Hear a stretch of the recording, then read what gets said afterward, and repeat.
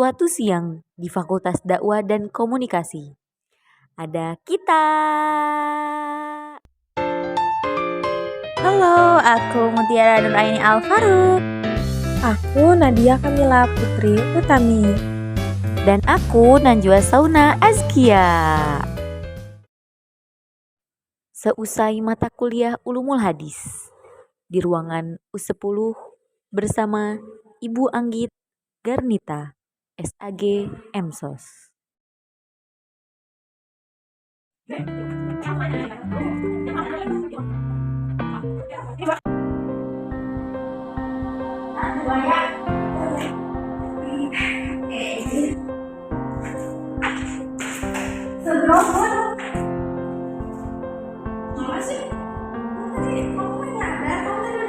Sembarangan loh, itu tuh gak baik.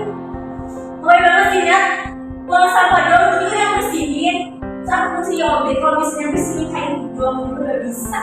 Emang jangan kamu buang sampah sembarangan, kamu sekolah kamu ngapain? Mulai banget sih, emang ada ya hadis yang menjelaskan dilarang buang sampah sembarangan? Ada sama aku tinggal iman, kebersihan itu sebagian daripada iman. Nah iya ini. Bete banget, kenapa ya? Ini dia membuat dia tuh mau sama sembarangan, padahal aku gak kasih tahu itu juga baik. Iya, tak bener, kamu mau sama sembarangan. Ya, bagian mainnya bagus sih, nanti juga yang bersihin, kan tahu sekali bersih-bersih. Yang mau tapi dengan menjaga lingkungan itu berarti menunjukkan kadar keimanan seseorang loh. Karena sopaknya iman, sebagian daripada iman. Benar, tapi hadisnya tahu sebagai itu hadisnya mau diingat, bukan hadis sahih. Iya. Emang apa sih hadis sahih itu? Sahih menurut logo atau bahasa adalah lawan sakim, yang artinya sehat lawan sakit, hak lawan batil. Adapun menurut para ahli hadis sahih adalah hadis yang bersambung sanadnya, dikutip oleh orang yang adil lagi cermat, dari orang yang sama hingga berakhir pada Rasulullah Shallallahu Alaihi Wasallam atau sahabat atau tabiin, bukan hadis yang syadz atau kontroversi dan tidak terkena ilat yang menyebabkan cacat dalam penerimaannya. Menurut Haji Zaid B. Smith LCMA dalam bukunya Pengantar Studi Hadis Praktis, hadis sahih adalah hadis yang memiliki kriteria hadis makbul, bersambung sanadnya, diriwayatkan oleh orang yang udul dan memiliki hafalan yang kuat, tidak terdapat kejanggalan dalam matanya dan tidak pula terdapat cacat. Hadis sahih terbagi menjadi dua macam, yaitu hadis sahih li dzatihi dan hadis sahih li ghairihi. Seperti yang ditulis dalam buku Menyingkat Khazanah Ilmu Hadis oleh Saifuddin Herlambang dan Saiful Anwar. Yang pertama, yaitu hadis sahih li dzatihi. Hadis sahih li dzatihi yaitu hadis yang memenuhi syarat-syarat hadis sahih. Di antaranya adalah sanadnya yang terhubung atau tidak terputus, kualitas moral dari sang perawi yang baik, kualitas intelektual perawi yang mumpuni, serta ketiadaan syadz atau ilat di dalam hadis tersebut. Dengan kata lain, hadis sahih li dzatihi adalah hadis sahih itu sendiri. Sedangkan yang kedua adalah hadis sahih li ghairihi, yaitu hadis hasan yang memiliki riwayat lain dari jalur sanad yang berbeda. Baik jalur sanad tersebut memiliki kualitas yang sama dengan hadis hasan tersebut, ataupun kualitasnya lebih baik daripada hadis hasan tersebut. Jadi kualitas atau kedudukan dari hadis sahih li ghairihi ini adalah tingkatannya berada di atas hadis hasan, namun di bawah hadis sahih li dzatihi. Oke teman-teman, lanjut ke syarat-syarat hadis. Syarat-syarat hadis itu ada 5. Di sini aku akan menjelaskan 3 syarat-syaratnya. Yang pertama, perawinya harus adil. Kenapa sih harus adil?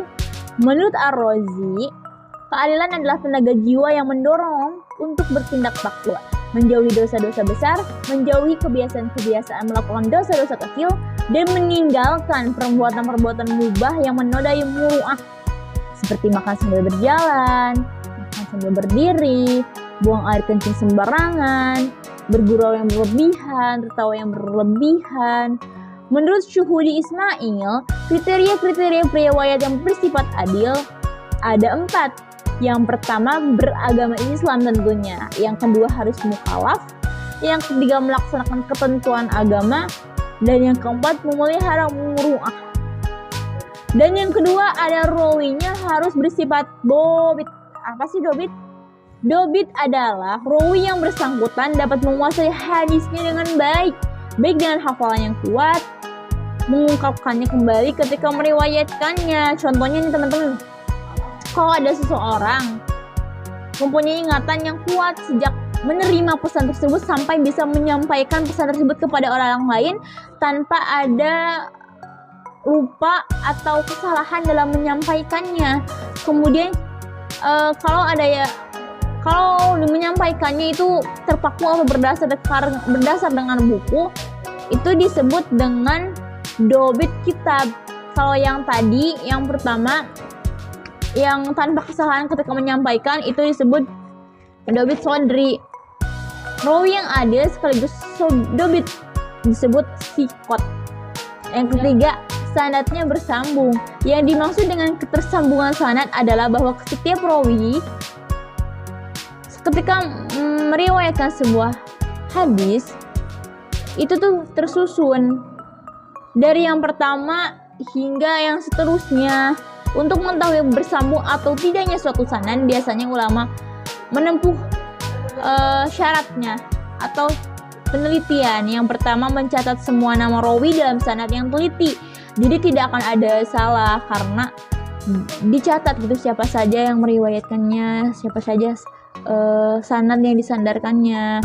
Terus yang kedua, mempelajari sejarah hidup masing-masing rawi. Jadi setiap rawi yang meriwayatkan hadis itu diketahui dulu latar belakangnya seperti apa, di orangnya bagaimana gitu. Lalu meneliti kata-kata yang menghubungkan antara para rawi dan rawi yang terdekat dengan sanad. Jadi suatu sanad hadis dapat dinyatakan bersambung apabila yang pertama, seluruh rawi dalam sanad itu benar-benar sikot, yang tadi ya harus adil dan dobit. Yang kedua, antara masing-masing rawi dengan rawi terdekat sebelumnya dalam sanad itu benar-benar telah terjadi hubungan periwayatan hadis secara sah menurut ketentuan Tomo wa Ada al-Hadis. Nah, itu teman-teman yang saya sampaikan dari 5 syarat-syarat hadis. Baiklah, syarat-syarat hadis yang keempat yaitu adalah tidak berilat. Tidak berilat di sini maksudnya adalah terbebas dari cacat kesahihannya, yakni tidak terdapat atau terhindar dari sifat-sifat samar yang menyebabkan kecacatan. Meskipun terkadang hadis sahih itu tampak tidak cacat, namun ada hal yang membuatnya cacat. Nah, yang kelima adalah tidak syaz atau janggal. Nah, kejanggalan ini biasanya ada karena adanya perlawanan antara hadis yang diriwayatkan rawi yang makbul atau yang diterima periwayatannya dengan rawi yang lebih kuat atau rajin daripadanya. Nah, biasanya perbedaannya yaitu dilihat dari jumlah sanad kedobitannya atau tarjih-tarjih lainnya. Nah, itulah 5 syarat-syarat hadis sahih. Baik, sekarang kita akan membahas tentang contoh hadis sahih. Nah, seperti kita sering dengar ya, dalam kehidupan sehari-hari kita pasti kita mendengar an-nadhafatu minal iman. Kebersihan adalah sebagian daripada iman. Banyak yang menyebutkan bahwa ini adalah hadis. Padahal, jika kita telusuri lebih dalam, an-nadhafatu minal iman adalah hadis yang maudhu, hadis palsu.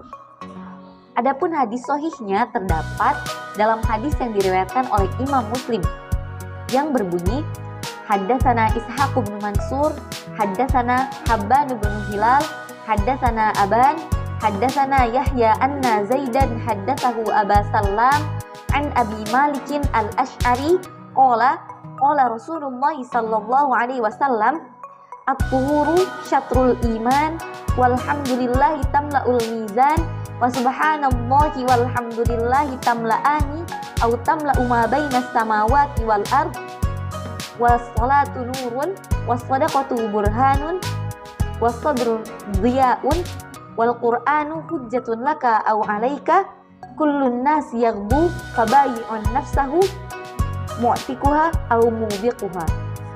Rawahu Muslim.